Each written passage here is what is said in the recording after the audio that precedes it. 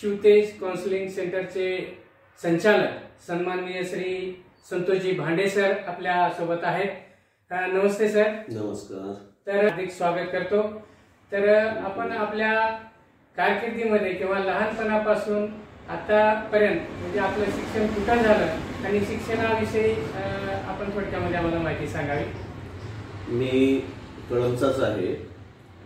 माझं शिक्षण हे कळंब शहरामधल्याच आपल्या विद्याभवन हायस्कूल या शाळेमध्ये प्राथमिक आणि माध्यमिक शिक्षण इयत्ता 7वी पर्यंत विद्याभवन शाळेमध्ये झालं. त्याच्यानंतर इयत्ता 8वी, 9वी आणि 10वी हे आपल्या जिल्हा परिषद मुलांची शाळा या ठिकाणी कळंबमध्येच झालं.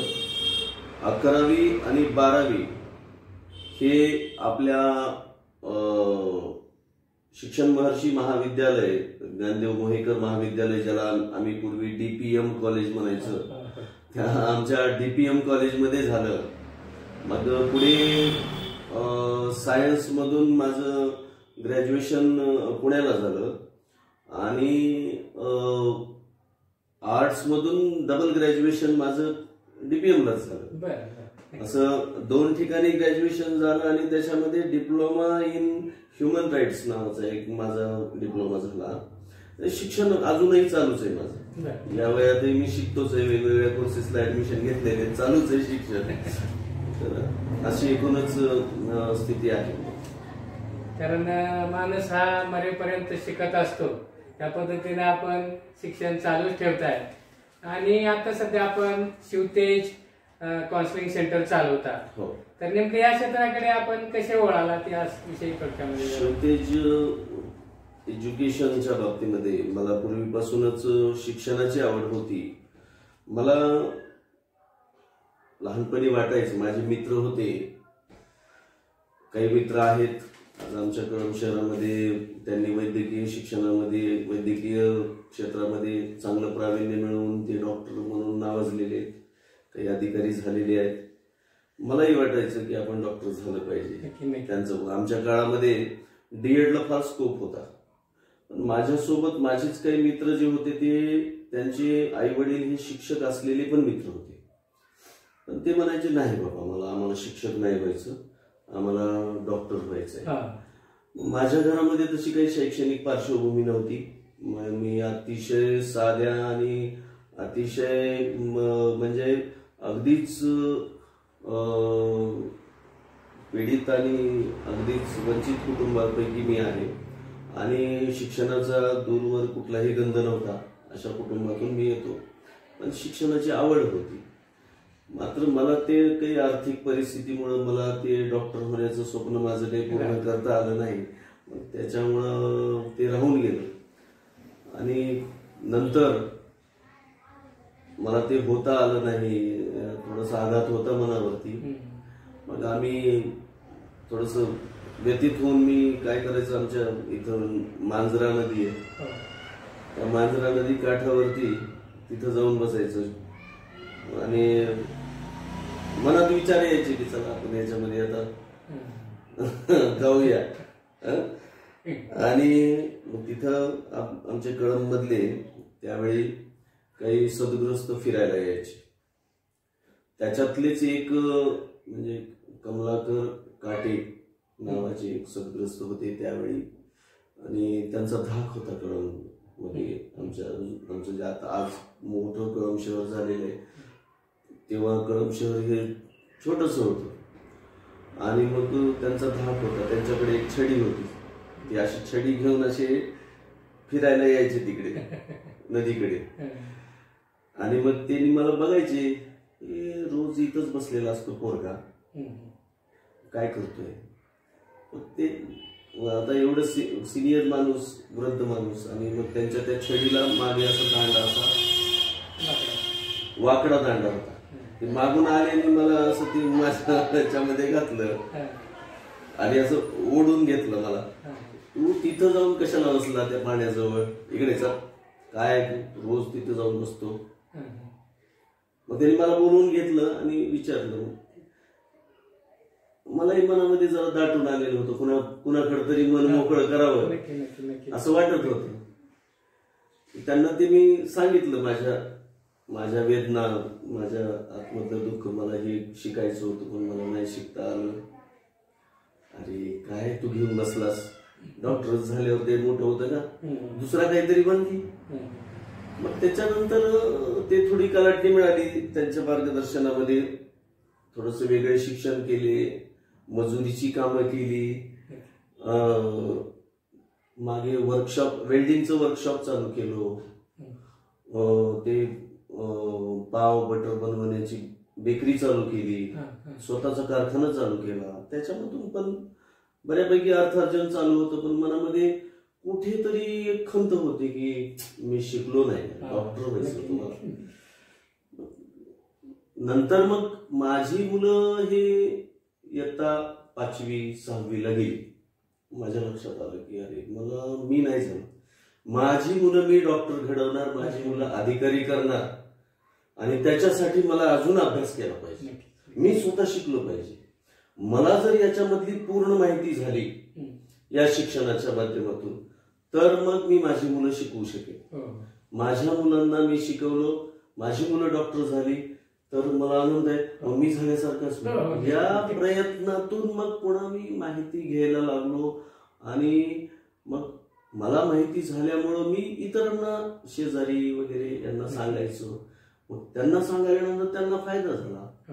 तेव्हा ते नीट वगैरेचा विषय नव्हताच, नीट नव्हतीच. पूर्वी म्हणजे फिजिक्स, केमिस्ट्री, बायोलॉजी याची ग्रुपिंग असायची आणि त्या ग्रुपिंगच्या बेसवरती मेडिकल ऍडमिशन्स व्हायची. नंतर मग सीईटीचा प्रकार आला. मग सीईटीचं ते प्रवेश प्रक्रिया अतिशय किचकट झाली. त्याच्यातल्या आतल्या काही गोष्टी कळल्या लोकांना. मग मला असं वाटलं की डॉक्टर आपल्याला नाही बनता आलं पण आपल्याला डॉक्टर घडवता येतील, या उद्देशानं मग शिवतेजचा जन्म झाला. मग शिवतेज नावाचं जे एज्युकेशन काउन्सिलिंग सेंटर आहे, मग त्याची मी एक संस्था रजिस्टर्ड केली आणि मग याच्या माध्यमातून मुलांना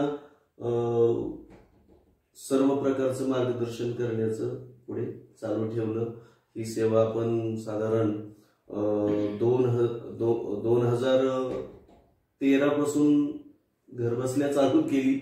नंतर त्याला हळूहळू हळूहळू बाहेर मग ते मोठं स्वरूप आलं त्याला. असं नक्कीच आपण शिवतेज काउन्सिलिंग सेंटर चालू केलंय, तर मग या सेंटरच्या माध्यमातून आपण विद्यार्थ्यांना असेल, पालकांना असेल, काय काय सुविधा देता किंवा काय काय सेवा आपण पुरवत असता? शिवतेजच्या माध्यमातून आपण एक व्हॉट्सअप ग्रुप चालवतो.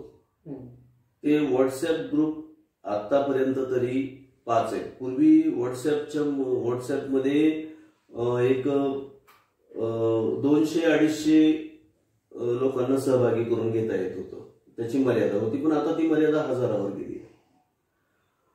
तर आता माझे साधारण 6 ग्रुप आहेत व्हॉट्सअपचे. त्या प्रत्येक ग्रुपमध्ये 700-800 किंवा 900-950 विद्यार्थी, पालक त्याच्यामध्ये सहभागी झालेले असतात. त्यांना वर्षभर माझ्याकडून त्या सिलेबसच्या माध्यमातून सेवा मोफत दिली जाते. कोणता सिलेबस आपण स्टडी केला पाहिजे, कशा पद्धतीनं अभ्यास केला पाहिजे, पुढे मग या अभ्यासासाठी लागणारी, आवश्यक असणारी कागदपत्र कुठली असतील, त्याच्यासाठी कोणते आरक्षण असतील, कोणत्या अभ्यासक्रमाला किती स्कोर असल्यानंतर, तुम्हाला किती मार्क्स असल्यानंतर कोणत्या अभ्यासक्रमाला प्रवेश मिळू शकेल, तुमचं डॉक्टर होण्याचं स्वप्न कसं तुम्हाला पूर्ण करून घेता येईल, याच्याकरताच आपण इत्यंभूत माहिती ही त्या व्हॉट्सअप ग्रुपमध्ये सुद्धा देतो. ही सर्व मोफत दिली जाते, कुठेही काही नाही, कोणीही त्याच्यामध्ये सहभागी होऊ शकतं. एक लिंक असते, लिंकच्या माध्यमातून त्यांना सहभागी होता येतं. आणि मुलांचा, पालकांचा त्याच्याकडचा जो ओढ आहे, आज पालकांच्याकडं संभ्रम आहे.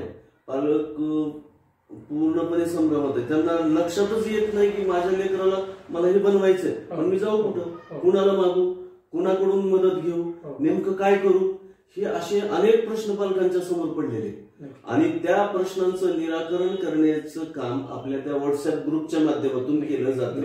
राहिलं साहिलं कुणाला काही कळलंही नाही तर शेवटी बाबा आमच्याकडे या, आम्ही तुमचं ऍडमिशन करून देऊ, अशा पद्धतीची भूमिका आपण शेवटपर्यंत घेतो. समजा आता आपल्याकडे आता महत्वाचे मुद्दे म्हणजे दोनच चालत की जेई आणि नीट. JEE आणि नीट दोन्हीच. तर या समजा दोन्ही क्षेत्रामध्ये आलेल्या मुलांना आपण कुठून म्हणजे मार्गदर्शन करता आणि कुठपर्यंत मार्गदर्शन करता? बघा, नीट UG म्हणजे अंडर ग्रॅज्युएशन, याच्या माध्यमातून आपल्याला MBBS, BAMS, BDS, BPTH, BOTH, BASLP, BHMS, BUMS अशा अभ्यासक्रमाच्या माध्यमातून आपल्याला डॉक्टर होता येतं मुलांना. ठीक आहे. 2, त्याच्यानंतर पुढे PGची नीट आहे. जी मुलं MBBS झाली आहेत, BDS झाली आहेत, पण त्यांना PG करायचंय, पुढे त्यांना पोस्ट ग्रॅज्युएशन करायचं म्हणजे MD करायचं आहे, MS करायचं आहे. त्याच्या MS मध्ये आणि MD मध्ये पण स्पेशलायझेशन आहे वेगवेगळं. अॅनेस्थेसिया असेल, मेडिसिन असेल, सर्जरी असेल, ते असेल, ते अभ्यासक्रम असतील. BAMS ज्यांचं झालंय आयुष, BAMS, BHMS, BUMS, त्यांना AIAPGET नावाची एक एक्झाम असते, ती PGची असते. त्यांना सुद्धा पुढे MD करता येतं, MS करता येतं. त्यांचाही अभ्यासक्रम वेगळा आहे आणि तो अभ्यासक्रम त्यांनी कशा पद्धतीने केला पाहिजे, त्यांना पुढे यश कसं मिळेल, कुठल्या अभ्यासक्रमाला प्रवेश मिळेल, इथपर्यंत एव्हाना त्यांच्या हातामध्ये अलॉटमेंट लेटर देईपर्यंत आपण त्यांच्या पाठीशी राहतो. त्यांना अलॉटमेंट लेटर देऊन त्यांचा अगदी सन्मान करून मग आपण त्यांना पाठवतो. ऍडमिशन झाल्यानंतरही पूर्ण करिअरमध्ये त्याला कुठेही अडचण आली, त्यांनी केव्हाही फोन केला तर मी फोन रिसिव्ह करतो. त्याची कुठलीही अडचण असली तर ती अडचण निरसन करण्याचा 100% मी प्रयत्न करतो. खूप छान माहिती आपण देत आहे. आता समजा एखादा विद्यार्थी 10वी पास झाल्यानंतर जर आला विद्यार्थी आणि पालक, तर त्यांना आपण म्हणजे काय सांगाल की त्यांना काय करावं, कुठल्या क्षेत्राकडे जावं? क्षेत्र निवडत असताना मुलांचा कल बघितला पाहिजे. आता मी तुम्हाला सांगितलंच आहे, माझी इच्छा होती, खूप इच्छा होती डॉक्टर होण्याची, पण होता आलं नाही मला काही कारणांमुळे. माझी आर्थिक परिस्थिती नव्हती, मला मार्गदर्शन मिळालं नाही त्या काळामध्ये. तशी परिस्थिती आजही असू शकते मुलांच्या मध्ये. आजही पालकांना याच्या बाबतीमध्ये माहिती नसेल. मग त्या पालकांना जर माहिती मिळवायची असेल, त्या पालकांच्याकडे त्यांना समजून घ्यायचं असेल की मुलांचा आपला कल काय आहे, मुलांच्या मध्ये अशी कोणती गुणवत्ता आहे की ज्या माध्यमातून आपण मुलांना ते सगळ्या बाबी आपण प्रोव्हाइड करू शकतो. मुलांचा कल आपल्या पालकांनीच पहिला ओळखला पाहिजे. असं नाहीये की मुलाला इयत्ता 10वी मध्ये 60% आहे, तो डॉक्टर होऊ शकत नाही असं नाही. तोही डॉक्टर होऊ शकतो. असंही नाही की मुलाला इयत्ता 10वी मध्ये 99% आहे किंवा आउट ऑफ आहे, 100% स्कोर आहे त्याचा इयत्ता 10वी मध्ये, मात्र तो पुढे डॉक्टर होईल असंही सांगता येत नाही. त्या मुलांची कोणत्या स्टेजवर गेल्यानंतर त्याची IQ पॉवर वाढेल, त्याचा बुद्ध्यांक वाढेल, त्याचं लक्ष देण्याची त्याची जी तीव्रता आहे, त्याची जी अभ्यासक्रम समजून घेण्याची, काठिण्य पातळी समजून घेण्याची त्याची जी बौद्धिक क्षमता आहे ती कधी वाढेल हे सांगता येत नाही. पालकांनी जरूर मुलांचा कल बघावा, मुलांना जे आवडतं त्याच्यामध्ये मुलांना करिअर करण्याच्या संदर्भामध्ये मुलांना आपण सांगावं. जरी एखाद्या विद्यार्थ्याला वाटत असेल किंवा पालकाला वाटत असेल की माझा विद्यार्थी डॉक्टर झाला पाहिजे, पण तसं वातावरण त्याला आपण घरातूनच देणं गरजेचं आहे किंवा घरामध्ये सातत्यानं सांगणं गरजेचं आहे की तुला डॉक्टर व्हायचं बरं का, आणि तुला डॉक्टर होण्याच्या साठी तुला प्रयत्न करावे लागतील, तुला आम्ही हे देऊ, तुला आम्ही ते देऊ, तुझ्याकडे पाहिजे तसं करू, किंवा नकळतपणे त्याच्या मनावरती ते बिंबवलं पाहिजे. बघा, लक्षात घ्या की जेव्हा मुलांना स्कोर कमीच असतो. मागे एक विद्यार्थी माझ्याकडे आला होता, आपल्या कळमच्या जवळचं हावरगाव आहे, तिथला एक मुलगा होता, काहीतरी वावरे काही नाव होतं त्या मुलाचं, मागे 2-3 वर्षांपूर्वी. स्कोर जेमतेमच होता, फारच कमी होता. म्हणजे त्याला फक्त डॉक्टर व्हायचं होतं. मी म्हणलं बाळा तू बघ. आणि त्याच्याही अगोदर एक मुलगा आला होता, त्याचा स्कोर तर अजिबातच नव्हता.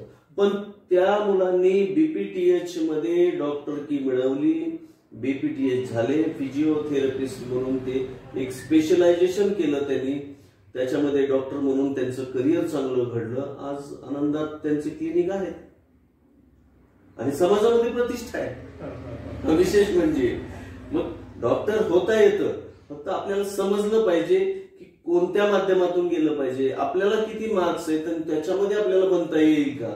आज समाजामध्ये प्रत्येक फॅकल्टीची गरज आहे. जेवढी तुम्हाला ॲलोपॅथीची गरज आहे त्याच्यासारखीच तुम्हाला आयुर्वेदाची गरज आहे, होमिओपॅथीची गरज आहे, तुम्हाला फिजिओथेरपीची गरज आहे. आज आपल्याला सांगायचंच म्हणजे आता लक्षात घ्या की स्पेशल नर्सिंग कोर्स आलेले छोटे छोटे. ते स्पेशल नर्सिंग कोर्स हे मनोरुग्ण जे असतात त्यांचे नर्सिंगचे कोर्स वेगळे आहेत. हे मुलांना माहित नाही, पटकन नोकरी लागून जाते. डॉक्टर होण्यासाठी तुम्हाला ऑक्युपेशनल थेरपी आहे, ASLP आहे, BPTH आहे. याला युरोपमध्ये खूप मागणी आहे, बाहेरच्या देशामध्ये खूप मागणी आहे. पण केवळ स्कोर नाही, आपल्याला डॉक्टर होता येत नाही, पुढची काही माहिती नाही म्हणून त्याच्याकडे लोक जात नाहीत. प्रवेश मिळत असताना सुद्धा आम्हाला ते माहितच नाही म्हणतात. अशी परिस्थिती आहे. आणि कमी स्कोर मध्ये आपल्याला MSI करता येतं, BDSI करता येतं. त्याचे अनेक मार्ग आहेत. तुम्हाला जरूर तुमचं डॉक्टर होण्याचं स्वप्न साकार करता येतं, फक्त करेक्ट रूट पाहिजे, मार्गदर्शन पाहिजे. आणि त्याची कमतरता भासते म्हणून ह्या अडचणी निर्माण होतात. नक्कीच मनामध्ये एक जिद्द पाहिजे की आपल्याला काय करायचंय आणि आपल्यासारखे एक मार्गदर्शक, चांगले मार्गदर्शक मिळण्याची गरज आहे. खरं म्हणतात की एखादी कुठलीही गोष्ट करायची म्हणलं तर त्याला गुरुची गरज असते. तसंच आपल्यासारख्या मार्गदर्शक केंद्रात जाऊन मार्गदर्शन घेण्याचीही गरज आहे. कारण सगळंच माणसाला काही माहीत नसतं. तर आपण एवढी सुंदर माहिती देत आहे. आता जी समजा फॉर्म भरायला चालू आहेत, अजून 1-2 दिवस आहेत काय म्हणजे नेमकं मला माहित नाही. तर ते फॉर्म भरताना काय की कास्टच्या संदर्भात असेल किंवा OBC असेल, SCBC असेल, या संदर्भात पालकांच्या मनामध्ये, विद्यार्थ्यांच्या मनामध्ये खूप गोंधळ चालू आहे. तर या संदर्भात थोडं आम्हा पालकांना म्हणा किंवा आम्हा सगळ्या प्रेक्षकांना थोडी माहिती दिली तर बरं होईल. उद्या आता नीट UGचे फॉर्म भरण्याची उद्या 7 मार्च ही शेवटची तारीख आहे. ज्यांनी भरले नाही त्यांनी भरून घ्या. आता सेंट्रल गव्हर्नमेंटचं पूर्वी मागितलं जायचं सर्टिफिकेट, पूर्वी मागितलं जात नव्हतं. पूर्वी केवळ एक प्रोफार्मा असायचा, त्याच्यामध्ये आपण लिहून दिलं की तो एक्सेप्ट व्हायचा. पण आता सेंट्रल गव्हर्नमेंटचं मागितलं होतं सर्टिफिकेट, त्याच्यावरही पर्याय म्हणून पुन्हा फक्त रिसिप्ट दाखवा म्हटली. रिसिप्ट असेल तरी फॉर्म सबमिट होतो, तरीही नसेल तर आज लास्ट स्टेजला तुम्हाला स्टेटचं सर्टिफिकेट जरी असेल तुमचं कास्ट सर्टिफिकेट, तरी ते सबमिट करून तुम्हाला फॉर्म भरता येतो. कुठेही अडचण तुम्हाला येत नाही. दुसरं, स्टेटचं सर्टिफिकेटही नसेल तर सर्टिफिकेट मागणी केल्याची तुमच्याकडे रिसिप्ट असेल आणि त्याचा नंबर तुम्ही त्याच्यामध्ये ऍड केला तरी तुमचा फॉर्म भरला जातो. कुठेही अडचण येत नाही. अपार ID वगैरे काही लागत नाही, अपार IDची सुद्धा गरज लागत नाही. तुमचं आधार कार्ड अपडेट नसेल तरी सुद्धा फॉर्म भरता येतो. तो भरून घ्या. उद्याची शेवटची तारीख आहे. उद्या 7 मार्च आहे. उद्या लास्ट डेट आहे. अद्यापपर्यंत ज्यांनी फॉर्म भरून घेतला नाही त्यांनी सगळ्यांनी फॉर्म भरून घ्या. तुमचं नुकसान होणार नाही. आता राहिली गोष्ट आपण सांगितलं आता आरक्षणाच्या बाबतीमध्ये. आरक्षण हे व्हर्टिकल आरक्षण आहेत, तसेच हॉरिझॉन्टल आरक्षण आहेत. म्हणजे आपण SC आहोत, ST आहोत किंवा खुल्या प्रवर्गातले आहोत, VJ आहोत, NT आहोत किंवा OBC आहोत, SBC आहोत. आता एक नव्याने एक प्रवर्ग झालाय SEBC, तो SEBC आहे. अशा पद्धतीचे EWS एक प्रवर्ग आहे. यांचे सर्वांचे वेगवेगळे आरक्षण आहे. तर त्याचा आरक्षणाचा कोटा आहे 13%, 10%, 2.5%, 2%, 3%, अशा पद्धतीचे आरक्षणाचे वेगवेगळे कोटे. नंतर अजून एक आरक्षण आहे ते डिफेन्स मधलं, म्हणजे तुमचं जे काही माजी सैनिक असतील, माजी सैनिकामध्येही 2 प्रकार आहेत सर. गंमत हे लक्षात येत नाही पालकांच्या. माजी सैनिकही 2 प्रकारचे, डिफेन्स 1, डिफेन्स 2, डिफेन्स 3. त्याच्यामध्ये ऑर्फन म्हणजे आपल्या अनाथ मुलांच्यासाठी आरक्षण आहे. म्हणजे डोंगरी विभागामध्ये हेली एरिया म्हणून असतो, डोंगरी परिसरामध्ये राहणारे जे विद्यार्थी असतात त्यांच्यासाठी सुद्धा एक आरक्षण असतं वेगळं, तर तेही आरक्षण आहे. अशा आरक्षणाचे वेगवेगळे प्रकार आहेत आणि त्या प्रमाणामध्ये आपल्याला सगळे सर्टिफिकेट काढून घ्यावे लागतात. आणि असेच जे आरक्षण आहे त्या आरक्षणामध्ये अजून अल्पसंख्याकचा एक विषय असतो. अल्पसंख्याकचे पण आरक्षण आहेत. मागे आपण मी एक वेळा काय झालं, अल्पसंख्याक मुस्लिम मायनॉरिटी पैकी माझ्याकडे एक विद्यार्थी आला आणि त्यांनी मला विचारलं की सर मला 368 मार्क्स आहेत आणि सर माझा नंबर नाही लागला AMS ला. मी म्हटलं असं कसं शक्य आहे, नंबर लागायला पाहिजे, चांगल्या कॉलेजला लागायला पाहिजे तो. कारण बघा त्याला 368 मार्क्स आहेत आणि ओपन कॅटेगरीचा विद्यार्थ्याचा 342चा कट ऑफ आला मागच्याच वर्षी, त्याचं लागायला पाहिजे होता नंबर. दुसरी गोष्ट, मायनॉरिटीचे मागच्या वर्षी कॉलेज वाढलेत, 3 कॉलेज वाढले आणि त्या 3 कॉलेजमध्ये मुस्लिम मायनॉरिटीचं अक्षरशः आश्चर्य वाटेल तुम्हाला, 289 मार्काचा विद्यार्थी BAMS ला लागला. हा विद्यार्थी सरळ लागायला पाहिजे होता, सहज लागायला पाहिजे होता. केवळ मार्गदर्शनाचा अभाव. आणि तेव्हा जेव्हा मी चेक केलं ना सर, त्यांनी ते मुस्लिम मायनॉरिटी अल्पसंख्याकचा जे त्याचा कॉलम असतो की आपल्याला अल्पसंख्याकचं आरक्षण घ्यायचं आहे का, तर त्याच्यामध्ये जे टिक करावं लागतं ते त्या मुलांना टिक केलं नाही, बिचाराचं नुकसान झालं. मग ते मागच्या वर्षी त्याचं ऍडमिशनच झालं नाही, पुन्हा तो रिपीट करतोय. असे छोट्या छोट्या ज्या चुका आहेत त्या चुकांमुळे मुलांचे नुकसान होतात आणि मुलांचं नुकसान झालं की पुन्हा ते भरून काढण्यासारखं नसतं. म्हणून अचूक प्रवेश प्रक्रिया करणं, अचूक मार्गदर्शन असणं हे त्यावेळी खूपच गरजेचं आहे. आरक्षणाचा निश्चितच मोठा बेनिफिट होतो. यावर्षी SC-BCचं जे आरक्षण आपल्याला मिळालं, मुख्यतः म्हणजे आपला जो मराठा समाज बांधव आहे त्यांना SC-BCचं आरक्षण मिळालं 10%चा. त्याचा खूप मोठा फायदा मेडिकल फील्डमध्ये झाला. अगदी इतर कॅटेगरीच्या पेक्षाही कमी स्कोअरमध्ये SC-BC कॅटेगरीचं सर्टिफिकेट असणाऱ्या मुलांना ऍडमिशन त्या ठिकाणी मिळाली. त्याच्यामध्ये शासनाचं खरं तर आपण अभिनंदन करायला पाहिजे की शासनानं पुन्हा दिलासा दिला की कास्ट व्हॅलिडिटी सर्टिफिकेट तुम्ही 6 महिन्यापर्यंत नाही दिलात तरी चालेल. ते 6 महिन्याचा कालावधी संपल्यानंतरही पुन्हा 3 महिने मुदत वाढवून दिली. म्हणजे आता काही ऍडमिशन त्यांचं कुणाचं कॅन्सल होणार नाही. पण ह्या सगळ्या गोष्टी वेळोवेळी आपण आपल्या माध्यमातून ते GR वगैरे शासनाचे निर्णय, शासन निर्णय आलेले सगळे प्रकारच्या माहिती आपण आपल्या ग्रुपच्या माध्यमातून मुलांना प्रोव्हाइड करत असतो आणि आरक्षणाचा सुद्धा सगळ्यांना लाभ व्हावा याच्यासाठी आपण विशेष प्रयत्न करत असतो. आता नीटचे फॉर्म भरायला चालू आहे, आता तुम्ही सांगितलं हो की काही SC-BC असणाऱ्या काही व्यक्तींमुळे तर त्यांनी सुरुवातीला फॉर्म भरलाय की ज्यामध्ये सर्टिफिकेट असायला पाहिजे होतं, पण त्यांनी आता नसल्यामुळं जनरल मधून भरला. तर आता शेवटला कळालं की SC-BCचं राज्य शासनाचं जरी सर्टिफिकेट असलं कास्टचं तरीही चालतं. मग आता त्या मुलांनी काय करायला पाहिजे म्हणजे? कशी गंमत आहे बघा.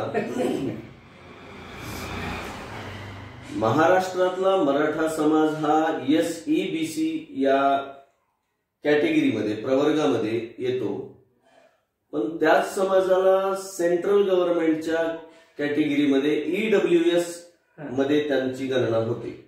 आता काही समाज बांधवांचे पुरावे सापडल्यामुळे त्यांना ओबीसीचा पण दाखले मिळालेले, त्यांना ते पण तो पण आरक्षणाचा लाभ त्यांना मिळतो. मात्र SEBC हे महाराष्ट्रामध्ये 10% आरक्षण आहे. सेंट्रल गव्हर्नमेंटला सेंट्रलमध्ये म्हणजे ऑल इंडिया कोठा याच्यामध्ये EWSचं आरक्षण आहे. आता आपला मूळ प्रश्न काय आहे की आपल्याला जर फॉर्म भरताना नीट ही एक्झाम सेंट्रल गव्हर्नमेंट घेतं, म्हणून सेंट्रल गव्हर्नमेंटच्या यादीमध्ये ज्या कॅटेगरी असतात, ओबीसी आहे, SC आहे, ST आहे आणि EWS आहे. SEBC नावाची कॅटेगरी हे सेंट्रल गव्हर्नमेंटकडे नाही. म्हणून आपण फॉर्म भरताना EWS मधून भरलात किंवा जनरल मधून भरलात तरीही आपल्याला महाराष्ट्रामध्ये SEBCचा प्रवेश प्रक्रियेच्या वेळी लाभ मिळतो. कुठेही अडचण येत नाही आपल्याला. तुम्ही नीट एक्झाम EWS मधून द्या, जनरल मधून द्या किंवा अन्य कुठल्याही कॅटेगरी मधून द्या, तुम्हाला महाराष्ट्रामध्ये SEBCच्या माध्यमातून त्या आरक्षणाचा 100% लाभ मिळतो. प्रवेश प्रक्रिया SEBCतून करता येते, काहीही अडचण नाही. त्या विद्यार्थ्यांनी ऑल इंडिया मधून कसं राहणार म्हणजे त्यांनी ऑल इंडिया मधून जर करायचं म्हणलं, त्यांना ऑल इंडिया कोठ्यामधून जर त्यांना ऍडमिशन घ्यायचं असेल तर त्यांना EWS किंवा एखाद्याकडे नाही EWS सर्टिफिकेट त्यांच्याकडे नसेल तर त्यांना जनरल मधूनच ऍडमिशन मिळणार. बऱ्याच जणांचा प्रश्न होता, बऱ्याच पालकांचा प्रश्न होता, त्याचं तुम्ही सांगितलं. खूप छान त्याची माहिती आपण दिलेली आहे. यानंतर अनेक पालकांनी माझ्याकडे प्रश्न दिलेले आहेत लिहून, त्यापैकी अजून एक आहे सर, SEBC हे जे सर्टिफिकेट आहे ते पूर्ण हयातीमध्ये एकाच वेळी काढायचं आहे, एकच वेळी काढायचंय. SEBCचं हे सर्टिफिकेट आपल्या हयातीत एकाच वेळी काढायचंय. त्याची कास्ट व्हॅलिडिटी सर्टिफिकेट एकच वेळा करायचंय. तुम्हाला प्रवेश प्रक्रिया झाल्यानंतर पुन्हा SEBCच्या कॅटेगरीच्या मुलांच्या मध्ये आणि पालकांच्या मध्ये मोठा संभ्रम आहे. सर हे दरवर्षी काढावं लागतं का, त्याच्यासाठी दरवर्षी हे करावं लागतं का? नाही, काही नाही. तुम्हाला हयातीत एकाच वेळा SEBCचं सर्टिफिकेट काढायचंय. एकदाच त्याची कास्ट व्हॅलिडिटी सर्टिफिकेट तयार करायचंय आणि त्याच्यानंतर तुम्हाला नॉन क्रिमिलियर एक काढायचंय. त्याचा लाभ तुम्हाला आजीवन मिळणार आहे त्या सर्टिफिकेटचा. ते सर्टिफिकेट पुन्हा बाद होत नाही जोपर्यंत शासन करत नाही. परंतु इतर जे आहे नॉन क्रिमिलियर मात्र तुम्हाला दर 3 वर्षाला काढावं लागेल. मात्र जातीचं प्रमाणपत्र हे तुम्हाला आपल्या आयुष्यात एकदाच काढावं लागतं, कारण जात ही बदलत नसते. जात ही न बदलणारी प्रक्रिया असल्यामुळं ती एकाच वेळी निघते आणि त्याचा लाभ आपल्याला आजीवन होत असतो. नोकरीमध्येही तेच सर्टिफिकेट तुम्हाला चालतं. आपण आता फॉर्म भरण्याविषयी माहिती सांगितली, तर फॉर्म भरल्यानंतर पुढे समजा की फॉर्म भरल्यानंतर पुढे पालकांकडे कुठली कुठली कागदपत्र उपलब्ध त्यांनी ठेवली पाहिजेत किंवा त्यांच्याकडे असायला हवीत? हो, मोठी अडचण आहे बघा. पालकांच्या मध्ये या गोष्टीची जाणीव नसल्यामुळे किंवा माहिती नसल्यामुळे ऐन वेळेला पालकांची फार धावपळ होती. आम्ही काय करतो की पालकांना ह्या बाबीची माहिती पूर्वीच देऊन ठेवतो. मुख्यतः कसं आहे की इयत्ता 10वी असेल, 10वीचा मार्क मेमो असेल, त्याची सनद असेल, 11वीचा मार्क मेमो असेल, 12वीचा मार्क मेमो असेल, 12वीची सनद असेल, तुमचं नीटचा फॉर्म भरल्यानंतरचं जे कन्फर्मेशन पेज आहे, आता जे कन्फर्मेशन पेज निघतं ते, त्याच्यानंतर एक्झाम झाल्यानंतर तुमचं मार्कचं स्कोर कार्ड आहे. तुम्ही प्रवेश प्रक्रिया करत असताना प्रवेश प्रक्रिया केल्यानंतर तुम्हाला येणारं जे नंतरचं CETचं कन्फर्मेशन पेज आहे किंवा MCCचं कन्फर्मेशन पेज आहे. नंतर तुम्ही ऑप्शन चॉईस केल्यानंतरची ऑप्शन चॉईसची तुमच्याकडे लिस्ट आहे. तुम्हाला कुठलं कॉलेज मिळालंय त्याचं अलॉटमेंट लेटर आहे. तुमच्याकडे मेडिकलचं सर्टिफिकेट आहे, एनेक्चर H मध्ये ते घ्यावं लागतं, ते आहे. आता मुलं 17 वर्षाची असतात किंवा 18 वर्षाची असतात, त्यावेळी त्यांच्याकडे मतदानाचं कार्ड नसतं, तर त्यांना एनेक्चर C नावाचं एक प्रोफार्मा मिळतो, तो भरून तिथे द्यायचा असतो. तर असे जे काही सर्टिफिकेट असतात याची एक तयारी करावी लागते. जातीचं प्रमाणपत्र आहे, ऐनवेळी जात पडताळणी प्रमाणपत्र मिळत नाही, त्याला महिन्याचा कालावधी लागतो.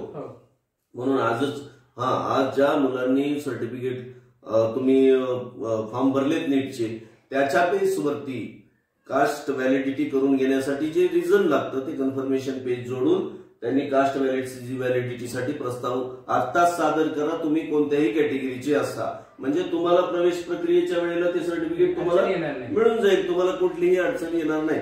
बाकीचे तुमचे नॅशनॅलिटी आहे, डोमिसाईल सर्टिफिकेट आहे, तुमचं इन्कम सर्टिफिकेट आहे, तुम्ही अशी जी सर्टिफिकेट आहे तुम्ही 1 एप्रिलच्या नंतर काढून घ्या. मात्र जे प्रचंड वेळ लागणारी जी सर्टिफिकेट आहे ते तुम्ही आत्ताच काढून घ्या. त्याला कमीत कमी अर्ज देऊन ठेवा. त्याचे नक्कीच 10वी पासून जेवढे काही तुमच्याकडे उपलब्ध आहेत ते सगळे सर्टिफिकेट असणं गरजेचं आहे. कास्ट सर्टिफिकेट असेल, सर्वच क्रिमिलियर असेल, काय सगळेच कागदपत्र ठेवणं गरजेचं आहे. हे तुम्ही आपण खूप छान माहिती सांगितली. यानंतर एक महत्वाचा असा प्रश्न आहे की आपण शिवतेज काउन्सिलिंग सेंटर चालवता, तर आपल्या सेंटर मधून आपल्या मार्गदर्शनाखाली आजपर्यंत किती म्हणजे डॉक्टर क्षेत्रामध्ये गेले किंवा JEE मध्ये इंजिनियर झाले, याविषयी जरा थोडं आम्हाला सविस्तर माहिती सांगितली तर बरं होईल. माझ्या शिवतेज वैद्यकीय शिक्षण प्रवेश प्रक्रिया मार्गदर्शन केंद्राच्या माध्यमातून आतापर्यंत साधारण अंदाजे 1,500 पेक्षा जास्त मुलं हे डॉक्टर झालेली आहेत आणि ते शिकतायत. आज कुठल्याही हॉस्पिटलला गेलं तरी विद्यार्थी माझे तिथं असतात आणि त्या ठिकाणी विद्यार्थ्यांना बघितलं समाधान वाटतं, रिस्पेक्ट करतात. आणि विद्यार्थ्यांना आपण ज्या सुविधा देतो त्या सुविधा प्रत्येक विद्यार्थ्यापर्यंत पोहोचतील असंही नाही.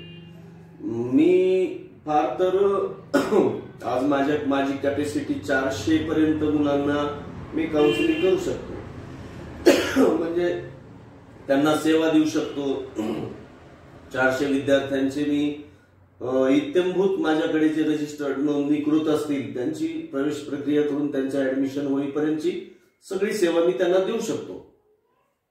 मात्र समाजामध्ये असे हजारो विद्यार्थी आहेत की त्यांच्यापर्यंत मी पोहोचू शकत नाही किंवा त्यांना माहिती नसल्यामुळे ते माझ्यापर्यंत येऊ शकत नाहीत. तर अशा मुलांसाठी दरवर्षी मी हे अशा पद्धतीचं मेडिकल ऍडमिशन हँडबुक काढतो.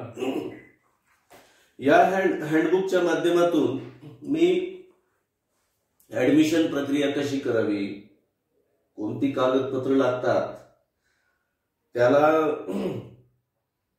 कोणत्या कॉलेजला जायचं असल्यास किती मार्क्स घ्यावे लागतील, मागच्या वर्षी किती मार्क्स पडलेत, त्या कॉलेजची इत्यंभूत माहिती, कॉलेजचं वेबसाईट असेल, कॉलेजची मोबाईल नंबर असेल, कॉलेजची फीस असेल, अशी अगदी सर्व माहिती मी त्या हँडबुक मध्ये देत असतो. ते हँडबुक अतिशय कमी किमतीमध्ये, म्हणजे अगदी 150-200 रुपयामध्ये आपल्याला बाजारामध्ये नाही मिळणार हे, पण जेव्हा परीक्षा असतात त्यावेळी ते विक्रीला महाराष्ट्रातल्या अनेक जिल्ह्यांमध्ये उपलब्ध असतं. ते कुठेही गेलात, मुंबईमध्ये मिळतं माझं हँडबुक, पुण्यात मिळतं, कोल्हापुरात मिळतं, नागपुरात मिळतं, लातुरात मिळतं.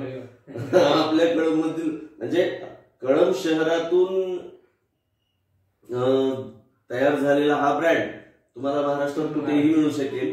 अशा पद्धतीनं महाराष्ट्रातल्या अनेक जिल्ह्यामध्ये हे हँडबुक मिळतं. महाराष्ट्रातल्या अनेक जिल्ह्यातून आपल्या कळम शहरामध्ये लोक काउन्सिलिंगसाठी येतात, त्यांचं समाधान होतं. अगदी मुंबईपासून मुलं येतात इकडे, जळगाव, चाळीसगाव, आपलं छत्रपती संभाजीनगर असेल, तुमचं मंगळवेढा, सोलापूर असेल, तितक्या दूरून लोक आपल्याकडे कर्मचाऱ्यात काउन्सिलिंगसाठी येतात आणि त्यांचं समाधान होतं, त्यांना प्रवेश मिळतो आणि आनंदाने लोक जातात. खूप पेढे देतात मला खायला आणि माझा सत्कार करतात, सन्मान करतात आणि समाधानी होऊन जातात पालक.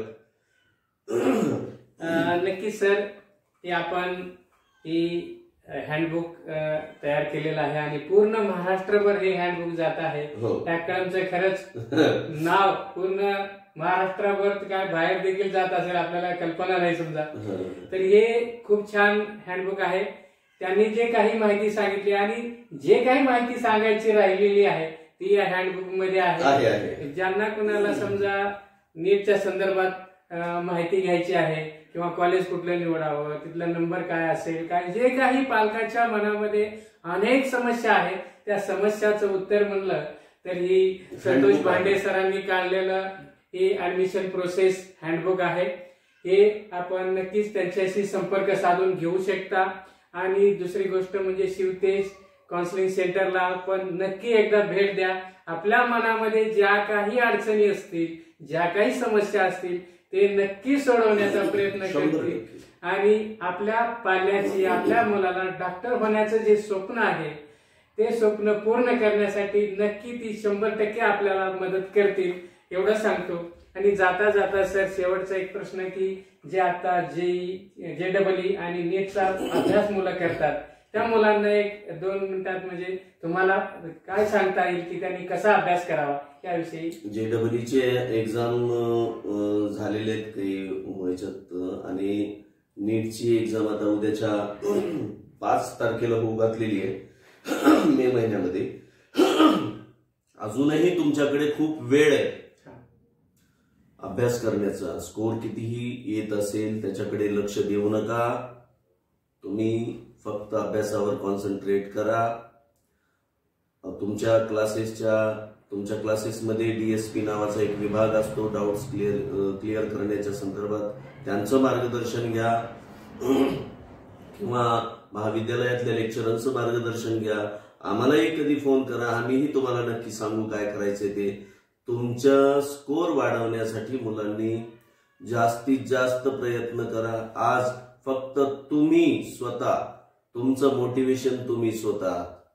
तुम्हाला स्वतःला वाटलं पाहिजे की मी 100% प्रयत्न केलाय आणि त्याच्यानंतर मिळालेलं हा स्कोर म्हणजे माझ्या स्वतःच्या कष्टानं मिळालेलं मला हे फळ आहे. मग त्याच्यामध्ये आम्ही तुम्हाला काय बनवायचं, तुमचे पालक आम्ही विचार करू आणि तुम्हाला नक्की बनवू. पालकांना मला हे सांगायचंय की मुलांच्या वरती अजिबात प्रेशर करू नका. फक्त तुम्ही मुलांच्या नकळत मुलांना कोणत्या डॉक्युमेंट्सची आवश्यकता आहे त्या डॉक्युमेंट्सची तयारी करून ठेवा. पुढे तुमचा वेळ जाणार नाही, ऐनवेळी तुमची धावपळ होणार नाही आणि याच्याकरता पालकांनी आणि मुलांनी वेगवेगळा प्रयत्न करा. मुलांचं काम फक्त अभ्यास करायचंय, परीक्षेला सामोरं जायचंय आणि आनंदी राहायचंय. जास्तीत जास्त वेळ अभ्यासाला द्या. तुम्हाला झोप घेणंही तितकंच गरजेचं आहे. आज मुलं सर खूप झोप सुद्धा कमी घेत आहेत, 3-3, 4-4 तास झोप घेत आहेत. तुमच्या प्रकृती प्रमाणे तुम्हाला शरीराला जेवढं आवश्यक आहे तेवढी झोप निश्चितपणे घ्या. परंतु एवढंही झोपू नका की आपल्याला आयुष्यभर त्याचा पश्चाताप होईल. नक्कीच पूर्णपणे क्षमतेनं तुम्ही आताचा लढा द्यायचा आहे. तुमच्याकडे वेळ आहे. तुमचा स्कोर 100% वाढणार आहे आणि तुम्ही यशस्वी होणार आहेत. माझ्या मनापासून तुम्हा सर्व विद्यार्थ्यांना शुभेच्छा आहेत आणि पालकांनाही अभिनंदन आहे. तुम्ही या क्षेत्रामध्ये मुलांना पाठवलात आणि मुलांना डॉक्टर घडवण्याचं स्वप्न बघितलात. हेही काही थोडं नाहीये. तुमची मुलं कुठं ना कुठं नक्कीच यशस्वी होतील. आमच्या शुभेच्छा तुमच्याही सोबत आहेत. नक्कीच सर. आता पालकांना एक प्रश्न असेल की बाबा सरांशी कॉन्टॅक्ट कसं करावं, तर थोडा तुमचा नंबर, सेंटरचं नाव आणि नंबर थोडं पालकांना सांगितलं तर. मी संतोष भांडे माझं शिवतेज वैद्यकीय शिक्षण प्रवेश प्रक्रिया मार्गदर्शन कळंब. माझा मोबाईल नंबर आहे 9511893830. पुन्हा लिहून घ्या 9511893830. केव्हाही फोन करा, कोणत्याही वेळी फोन करा, मी रिसीव्ह करतो, मी स्वतः बोलतो. जर काही अडचणींमुळे मला घेता आला नाही तर मी त्याच्यावर परत फोन करतो, तुमच्या समस्या जाणून घेतो. कुठलीही अडचण येणार नाही आणि कमी स्कोर असला तरी सुद्धा आपण ऍडमिशन घेऊ, कोणीही टेन्शन घेऊ नका. आणि अगदी मुलांना आता आनंदी ठेवा आणि मुलांना अभ्यास करू द्यात. आता आमच्याकडे काउन्सिलिंगचे रजिस्ट्रेशन चालू आहेत. तुम्हाला रजिस्ट्रेशन करायचं असेल तरीही कॉन्टॅक्ट करा. कोणत्याही परिस्थितीमध्ये मुलांना डॉक्टर करायचं म्हणजे करायचं याची 100% हमी मी तुम्हाला देतो. धन्यवाद सर. आपण विश्वमत या न्यूज मध्ये आला तेवढा वेळ काढलात, कारण आज कुणाला वेळ नाही आणि एवढे पालकांचे जी काही मनामध्ये प्रश्न होते ते पूर्ण प्रश्न शक्यतो मला वाटतंय की पालकात प्रश्न राहणार नाही, ते पूर्ण नाहीसे झाले असतील. पुन्हा एकदा आपल्या विश्वमतच्या न्यूज चॅनलच्या वतीनं धन्यवाद.